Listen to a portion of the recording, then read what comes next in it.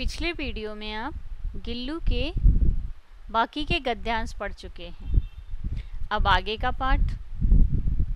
मेरे कमरे से बाहर जाने पर गिल्लू भी खिड़की की खुली जाली की राह बाहर चला जाता। पिछले गद्यांशों में आप पढ़ चुके हैं कि कैसे जब धीरे धीरे गिल्लू बड़ा होता है और उस प्रथम बसंत आता है तो बाहर की गिलहरियां जाली के बाहर इकट्ठी हो जाती हैं और चिकचिकी आवाज़ करके गिल्लू से कुछ बातें करती हैं और गिल्लू भी अपनेपन से उन्हें देखता रहता है। तो लेखिका को लगता है कि अब उसे उसके जैसे ही छोटे छोटे जीव यानी गिलहरियों के बीच खुला छोड़ देना चाहिए। तो लेखिका ने कील निकालकर खिड़की की जाली खोल दी थी जहाँ से गिल्लू बाहर आ जा सके। तो लेखिका जब बाहर चली जाती थी तो खिड़की की खुली जाली की राह गिल्लू भी बाहर चला जाता था अपने साथ के जीव गिलहरियों के साथ खेलने के लिए और दिन भर गिलहरियों के झुंड का नेता बना हर डाल पर उछलता कूदता रहता। ठीक 4 बजे वह खिड़की से भीतर आकर अपने झूले में झूलने लगता और वह खिड़की से अंदर आ जाता जैसे ही लेखिका के आने का समय होता और झूले में झूलने लगता। मुझे चौंकाने की इच्छा उसमें न जाने कब और कैसे उत्पन्न हो गई थी। कभी फूलदान के फूल में छिप जाता, कभी पर्दे की चुन्नट में छिप जाता, कभी सोन जूही की पत्तियों में। जैसा कि आपने पाठ के प्रारंभ में ही पढ़ा था कि सोन जूही के जो पत्तियां और डाली थी उसकी हरियाली में वो छिपकर बैठ जाता था। लेखिका जब भी सोन जूही में कली की तलाश में जाती थी सोन जूही के पास तो वो उसके कंधे पर कूदकर उसे चौंका देता था। मेरे पास बहुत से पशु पक्षी हैं। आपने कक्षा 7 की बसंत भाग 2 में नीलकंठ में पढ़ा होगा। महादेवी वर्मा जी की दूसरी कहानी है कि उन्होंने बहुत सारे जीव अपने घर में पाले हुए थे, तो आप सभी को वो याद होगा। तो यहाँ पर भी लेखिका वही लिखती हैं कि मेरे पास बहुत से पशु पक्षी यानी लेखिका के पास बहुत से पशु पक्षी हैं और उनका मुझसे लगाव भी कम नहीं है क्योंकि लेखिका को सबसे बहुत ज़्यादा लगाव है। तो उन सभी को भी आप सभी जानते हैं हमारे घरों में अगर जानवर पले होते हैं उनसे हमें बहुत लगाव होता है। वे हमें एक परिवार के सदस्य की तरह ही महसूस होते हैं और वे भी हमसे उतना ही लगाव रखते हैं। परंतु उनमें से किसी को मेरे साथ मेरी थाली में खाने की हिम्मत हुई है ऐसा मुझे स्मरण नहीं आता। बहुत सारे जानवर थे लेकिन कोई भी उनकी थाली में खाना खाता था ऐसा कोई भी जानवर लेखिका को याद नहीं था। जैसे आप इसमें दिखाया गया है इस चित्र में लेखिका बैठी हैं अपनी कुर्सी पर, टेबल पर खाना लगा हुआ है और साथ में ही गिल्लू भी बैठा हुआ है। गिल्लू इसमें अपवाद था। अब गिल्लू अपवाद क्या था क्योंकि लेखिका को और कोई भी जानवर ऐसा याद नहीं था। अपवाद मतलब और कोई उसके जैसा नहीं था। मैं जैसे ही खाने के कमरे में पहुंचती वह खिड़की से निकलकर आंगन की दीवार बरामदा पार करके मेज पर पहुंच जाता। जैसे ही वो देखता कि लेखिका खाने के लिए जा रही है तो वो भी पीछे पीछे मेज पर पहुंच जाता।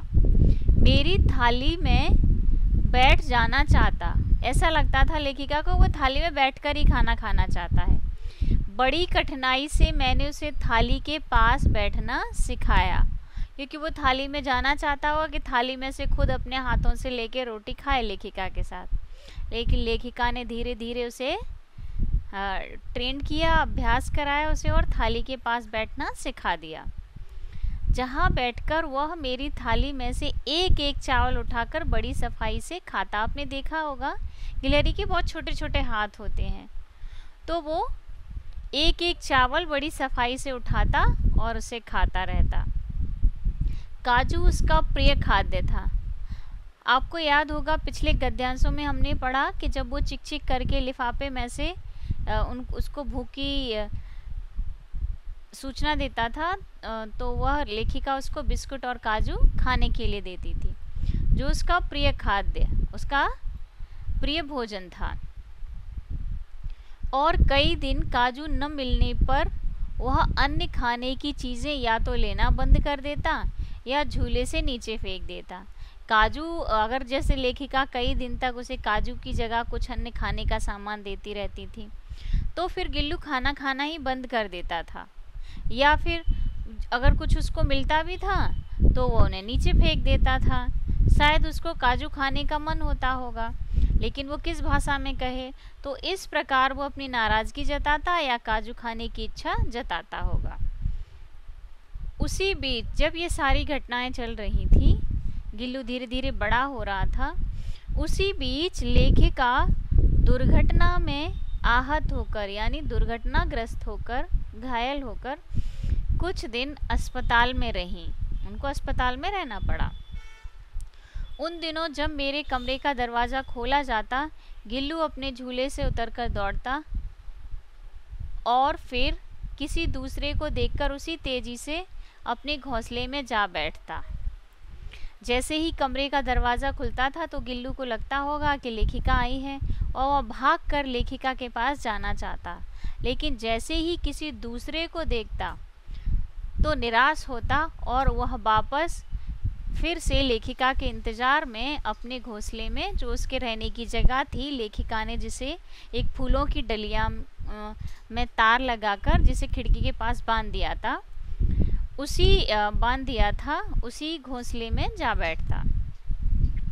सब उसे काजू दे आते, परंतु अस्पताल से लौटकर जब मैंने उसके झूले की सफाई की तो उसमें काजू भरे मिले, जिससे ज्ञात होता है कि वह उन दिनों अपना प्रिय खाद्य कितना कम खाता रहा। जैसा कि लेखिका ने पहले लिखा है कि उसको काजू बहुत पसंद थे। कई दिनों तक अगर उसको काजू नहीं दिए जाते थे तो दूसरा खाना खाना भी बंद हो जाता था। लेकिन यहाँ पर जब लेखिका अस्पताल में थी और उन दिनों उसे खाने के लिए काजू दिए जाते थे, तो लेखिका की याद में उसने अपना प्रिय भोजन काजू भी नहीं खाए। मेरी अस्वस्थता में वह तकिए पर सिरहाने बैठकर अपने नन्हे नन्हे पंजों से मेरे सिर और बालों को इतने हौले हौले सहलाता रहता कि उसका हटना एक परिचारिका के हटने के समान लगता। जब लेखिका अस्वस्थ होकर मोटर से दुर्घटनाग्रस्त हो गई थी, हॉस्पिटल से लौटकर आई और अस्पताल से लौटने के बाद जब घर में वो अपनी अस्वस्थता के दिनों में थी, तो तकिए के पास बैठकर, उनके सिरहाने बैठकर वो नन्हे नन्हे पंजों से उनके सिर और बालों को ऐसे ही सहलाता, धीरे धीरे से सहलाता, जैसे कोई सेविका सेवा कर रही हो। तो उसके जाने के बाद लेखिका को ऐसा ही लगता जैसे कोई सेविका उसकी सेवा कर रही थी और वहाँ से चली गई हो। गर्मियों में जब दोपहर के में काम करती रहती तो गिल्लू न बाहर जाता न अपने झूले में बैठता। गर्मियों में जब लेखिका दोपहर में काम करती थी तो गिल्लू कहीं भी नहीं जाता। उसने मेरे निकट रहने के साथ गर्मी से बचने का एक सर्वथा नया उपाय खोज निकाला था। उसे लेखिका के साथ भी रहना था और गर्मी से भी बचना था। ऐसे में वह क्या करता, वह मेरे पास रखी सुराही पर लेट जाता।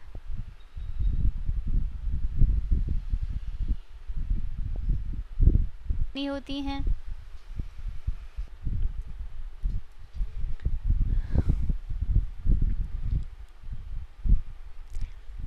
वह मेरे पास रखी सुराही पर लेट जाता। गर्मी से बचने का उसने क्या उपाय निकाला कि लेखिका के पास जो सुराही रखी रहती थी उस पर लेट जाता। सुराही मिट्टी का घड़े की तरह ही एक बर्तन होता है, लंबा सा, उसकी गर्दन थोड़ी लंबी होती है।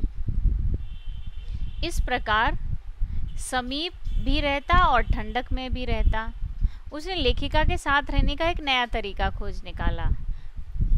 गिलहरियों के जीवन की अवधि 2 वर्ष से अधिक नहीं होती। शुरू में ही आपको जैसे एक गद्यांश में एक लाइन है कि 2 वर्ष तक गिल्लू का वही ठिकाना रहा। गिलहरियों की उम्र बहुत लंबी नहीं होती है, अतः गिल्लू की जीवन यात्रा का अंत आ ही गया। उसका जीवन समाप्त होने वाला था। दिन भर उसने कुछ न खाया। अब लेखिका उसके अंत समय, जब मरने वाला था, उसका अंत समय आने वाला था, उससे पहले का समय बताती हुई कहती हैं कि दिन भर उसने कुछ न खाया न बाहर गया। रात में अंत की यातना में, अंत की यातना बड़ी आसानी से किसी भी व्यक्ति के प्राण नहीं निकलते हैं, परेशानियां होती हैं, तो अंत की यातना, मरने से पहले के जो भी कष्ट होते हैं, उसमें वह अपने झूले से उतरकर मेरे बिस्तर पर आया, लेखिका के बिस्तर पर आया और ठंडे पंजों से उसके हाथ पैर ठंडे हो रहे थे। आप सभी को मालूम है मरने से पहले जब इंसान मरने वाला होता है तो उसके शरीर का टेम्परेचर कम होने लगता है और वो ठंडा हो जाता है एकदम। उंगली पकड़कर हाथ से चिपक गया, जैसे उसने अपने बचपन की मरणासन स्थिति में पकड़ा था। अब लेखिका के हाथ से जब वह चिपक गया तो लेखिका वही कल्पना करती है कि कैसे उसने प्रथम बार मरणासन स्थिति में लेखिका की उंगली को पकड़ा था। पंजे इतने ठंडे हो रहे थे कि लेखिका ने जागकर हीटर जलाया और उसे उष्णता मतलब गर्मी, वो ठंडा हो रहा था। जैसे ही आके लेखिका का हाथ पकड़ा तो लेखिका को पता चला कि उसके पंजे ठंडे हो रहे हैं। तो लेखिका ने हीटर जलाया और उससे उसे गर्मी देने की कोशिश की, लेकिन प्रभात की प्रथम किरण के स्पर्श के साथ ही वह किसी और जीवन में जागने के लिए सो गया। प्रभात यानी सुबह की सूरज की पहली किरण ने जब इस धरती को स्पर्श किया, धरती को छुआ, साथ ही वह किसी अन्य जीवन में जागने के लिए सो गया। लेखिका उम्मीद करती है कि वो अन्य कोई जन्म लेने के लिए इस जन्म से चला गया, शरीर का त्याग करके। उसका झूला उतार कर रख दिया गया और खिड़की की जाली बंद कर दी। कौन सी जाली बंद की? जो लेखिका ने गिल्लू के बाहर आने जाने के लिए कील निकालकर खोल दिया था, वो जाली फिर से बंद कर दी गई। परंतु गिलहरी की नई पीढ़ी जाली के उस पार चिक-चिक करती ही रहती।